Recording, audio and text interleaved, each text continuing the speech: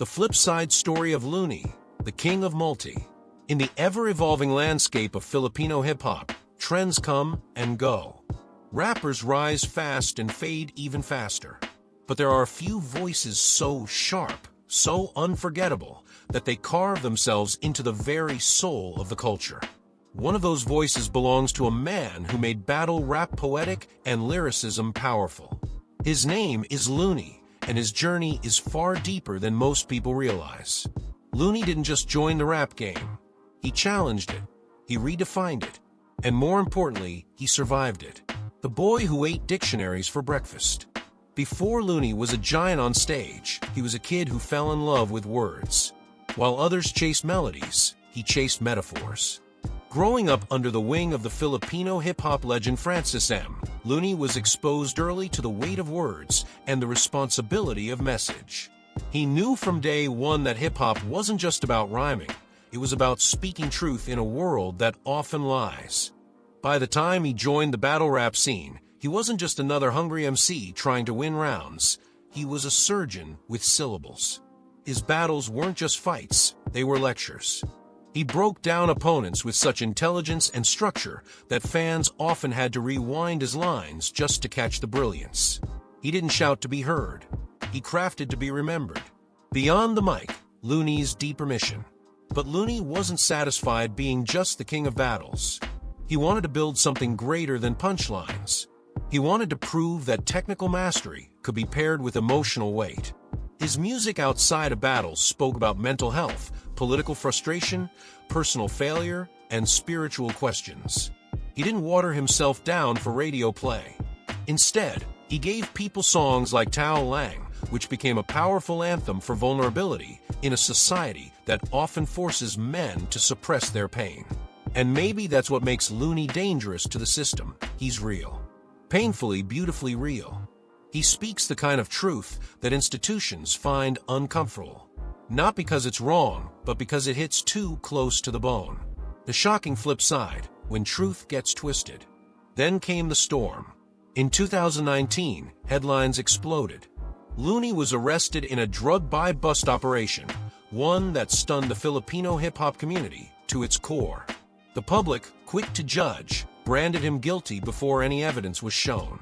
Suddenly, one of the most respected lyricists in the country was painted as a criminal. But here's the flip side. The narrative didn't make sense.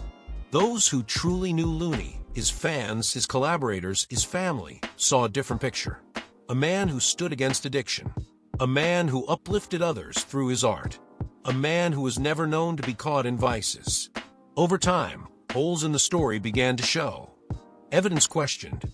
Motives scrutinized. And slowly, the truth started crawling out from beneath the pile of public shaming. While Loonie eventually walked free, the damage was already done. Not to his reputation, but to the illusion that justice is blind. That fame can protect you. That talent is enough to shield you from being framed or forgotten. Rising again, stronger, sharper, still standing. But Loonie isn't one to stay down. He returned, not with bitterness, but with bars. Not with revenge, but with reflection. His comeback wasn't just about proving innocence. It was about proving that integrity can't be erased by headlines. He started dropping music again. Not to chase clout, but to chase clarity. He rapped with more weight, more pain, more insight. You could hear the scars in his voice. You could feel the fire had turned into something else, a mission. He became a symbol. For artists who get silenced. For men who get falsely accused.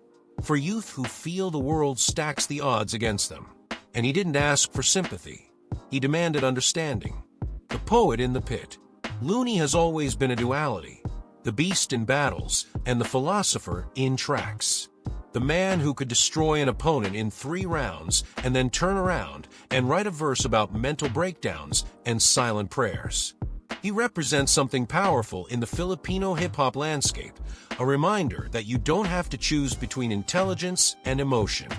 You can be wise and wounded, brutal and vulnerable, respected and real. In a world that often rewards surface-level noise, Loonie chose depth.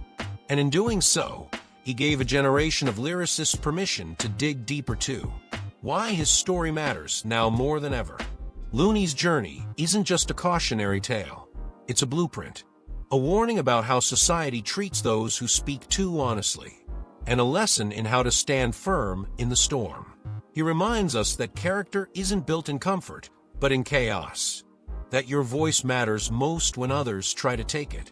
That pain, when processed through purpose, becomes power. And maybe that's what makes Loonie a legend, not just his talent, but his tenacity. Not just his verses, but his values. The legacy still being written. Loonie is far from done.